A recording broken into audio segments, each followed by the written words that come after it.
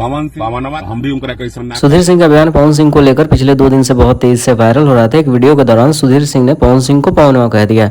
पिछले वीडियो में शायद मैंने रीजन बताया था कि क्यों कहा था। उपेंद्र कुशवाहा से पवन सिंह का मीटिंग चला और मीटिंग में जिस तरीके से पोज में पवन सिंह फोटो लिए थे, या फिर जिस तरीके से बहुत सारे लोगों का कहना है कि पवन सिंह चुनाव लड़े और जाके विरोधी से ही मिल गए, तो इस वजह से शायद सुधीर सिंह नाराज थे।